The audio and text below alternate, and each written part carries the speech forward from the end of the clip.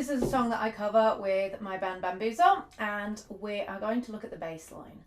So I'm not sure if the bass line plays exactly like the original, but it is close enough for comfort, and it works if you're going to either play along to the original or if you're going to play along to a video of us doing it, or if you're just going to play it with a band yourself.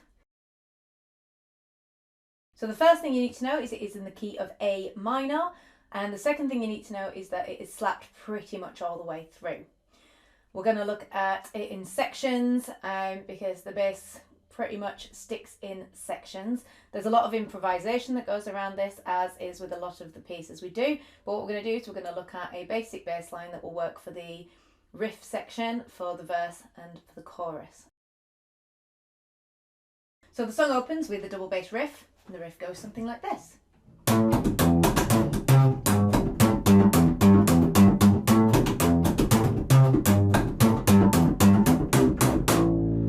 So to break it down, first let's look at the notes we're playing, and then we're going to look at the rhythm.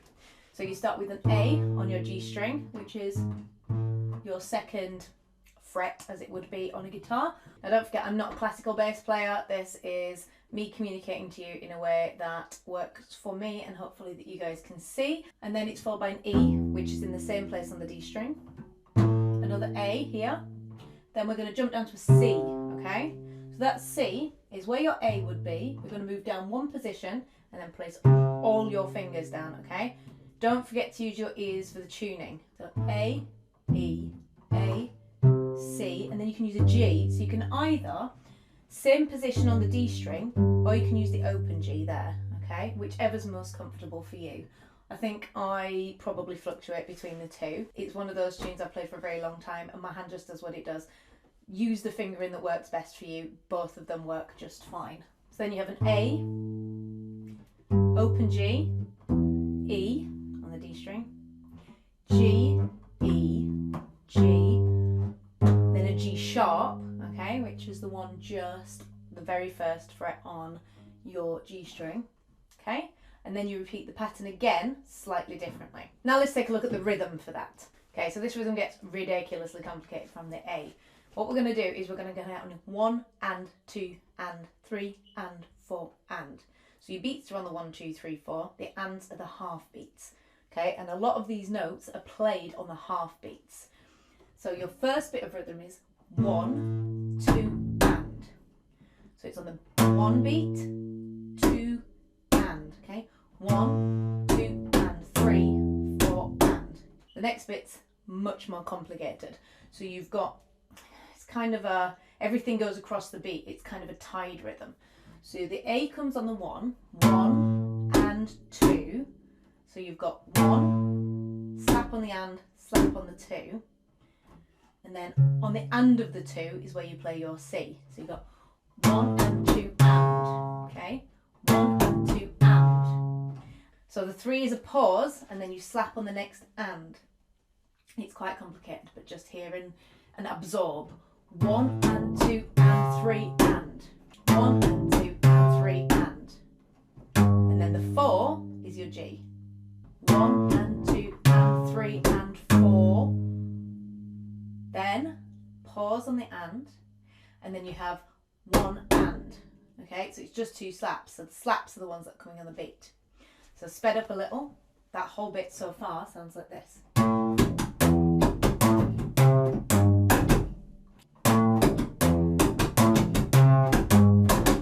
Yeah. So then it gets easy. Every note after that is on the beat. 2, 3, 4, 1, 2, 3, 4. Okay.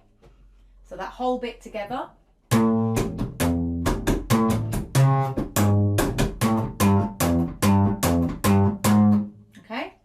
And then the rhythm is exactly the same for the second set of notes, but just the slightly different notes.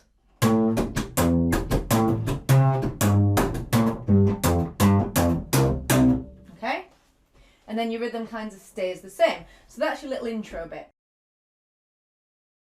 So the riff that you carry on throughout the verse and you carry on under the guitar part quite often is the exact same the first time as you do on your riff that you just learnt, and then the second time you do it, it is slightly different. So let's just look at the notes.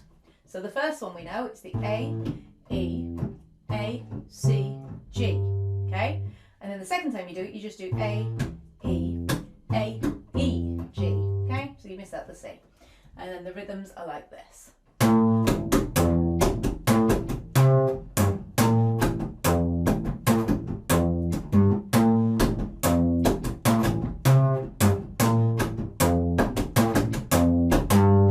Okay, so that riff goes all the way under the vocals and all the way under the little guitar bits. It's nice and repetitive. You can improvise around it if you like to, but that one will work throughout that song. So then we hit the chorus and it gets a little bit more complicated again. So what we're going to do in this section is we're going to break down the bass riff first, because once you've learnt that bass riff, you've pretty much learnt the whole of the chorus. So the bass riff is the little bit that comes in when all the other instruments stop and the bass does.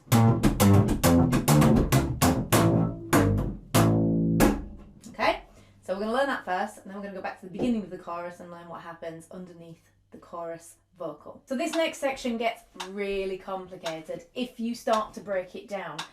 If you just decide to use your ear and learn that rhythm, it's not quite as hard. That is one way of doing it, and we're going to slow it down and just let you copy the rhythm and then speed it up and speed it up and speed it up. But what I'm going to do is I'm going to try and explain what the rhythm is doing using, as you can hear, the metronome in the background. So I've got this ticking quite slowly because what it does, it breaks down into what they call semiquavers, which is 4 individual little beats per note. So they're quarter notes. Well, not quarter notes. It's a quarter of a single beat. A crotchet is called a quarter note. But in this case, what we're going to do is use crotchet as the beat, so the one beat. And there's 4 little notes inside this. So 1, 2, 3, 4, 1, 2, 3, 4, 1, 2, 3, 4, 1, 2, 3, 4. Now it's broken down into little 4s. 1, 2, 3, 4, 1, 2, 3, 4. And that's the speed I'm going to use to play this riff. But the notes, the little pattern comes in sections of 3, but it's at the same speed as those 4s. So it actually goes 1, 2, 3, 1, 2, 3, 1, 2, 3, 1, 2, 3, 1, 2, 3. Okay? Sounds really complicated, and it's going to be like, if you're not au fait with music, you're going to be a bit like, what's going on? Oh my god. But it is a lot easier than you think when you just hear it, okay? It's just so you know the technical side. It is playing semiquavers. It's just the accents are once every 3 semiquavers rather than on the beat where the accent generally usually falls, okay? So what we're going to do is we're going to listen to it at this speed, okay? Here it goes.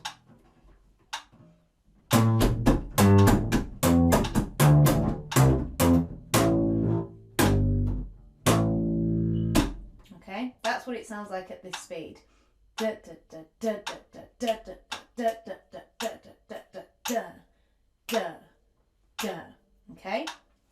so I'm going to stop the metronome and we're just going to work on the notes and the pattern. The notes of that riff are A, either your 2 fingers or your 1 finger. I like to play it with the 1 here, but it is essentially the 2nd fret here. Open G, E, same position as the A. Open D, C, which is your all fingers down position, but again I play it with the 2 fingers here. Back to the E, open A, G, same position as the C, open A, okay? So those are your notes. So let's look at the rhythm again, now you've got your notes. So your rhythm goes all the way down to your C, okay, where it stops. So you have A, palm, palm, G, palm, palm, E, palm, palm, D, palm, palm, C, okay, and then E, just slap. Here we go.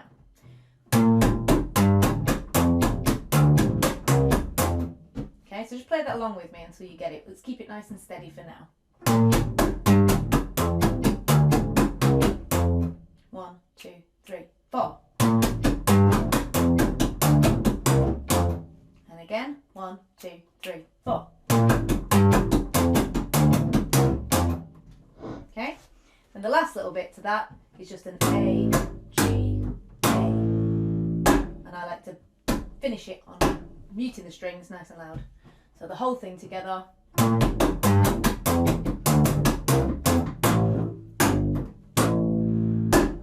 So let's go back to the beginning of the chorus. Now the reason I want to show you that first is because this bit is just the same as the beginning part of that riff. Okay, so what you've got A, palm, just the one there to bring it back into the beat, okay? So we're going to start that slowly and then speed it up a little bit, okay?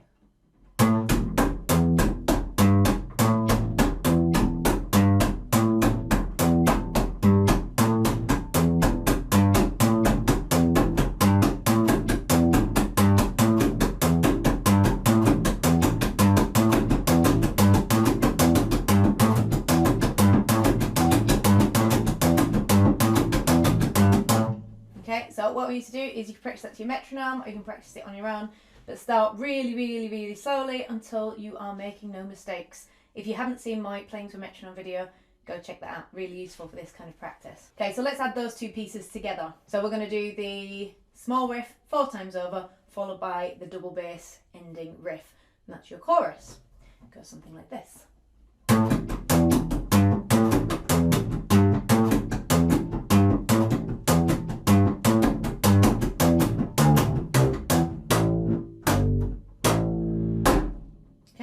So then you've got another verse followed by another chorus. So let's look at how the verse and the chorus link. So you've got your verse riff and then that goes into the chorus, and it's going to sound a bit something like this.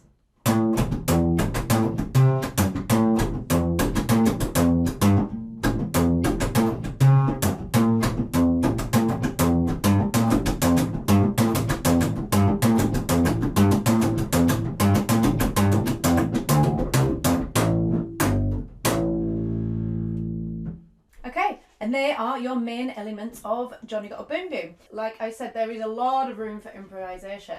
The improvisation that Al does and that I tend to do as well is all based around the pentatonic scale. If you don't know the pentatonic scale, we will cover that in future tutorial videos, but it is basically based around the notes in this key: A, C, D, E, G and A. Okay, so you can just mix it up, mix up your rhythms, use those notes in any order you want to, and mix up the rhythms for your solo. Play around with it, do something cool. If you're nervous to improvise a solo on the spot and you're a bit like, oh my god, I can't make something up on the spot, make it up beforehand. Make your own solo up. Just sit at home and go, I'm going to work something out that sounds cool, and then do that solo instead of doing a copy of somebody else's stuff or doing something. I mean, if you really want to, if you're a complete beginner and you're just learning slapping, just repeat some of the patterns that we have in the song. You know, that is absolutely fine too. But yeah, do something original, play with it, find your own improvisation. But there you have it. You can now join along and play to Johnny Got a Boom Boom. If you are a subscriber, I am going to do a little video of a performance of just double bass and vocal of this song, so you can see how it sounds and see a little bit of an improvisational solo in that. If you are not a Patreon and you want to be, go along to www.patreon.com/thebasspixie. You can sign up from as little as £5 a month. That gives you access to all the lesson materials, any private videos that we've done, gets you into our Facebook community so you can chat, share your own videos, get advice from other bass players who are learning, or we have some intermediates on there, and also I spend quite a bit of time on there answering questions and interacting with you all. So I hope you've enjoyed the video. Do click subscribe for some future videos and give me a thumbs up if you've enjoyed it, which I hope you have. Feel free to comment. I'll get back to everybody who comments, not necessarily quickly because I don't always get the notifications, but I will as soon as I see that I have comments. I will get back to you guys. And happy practicing and keep rocking.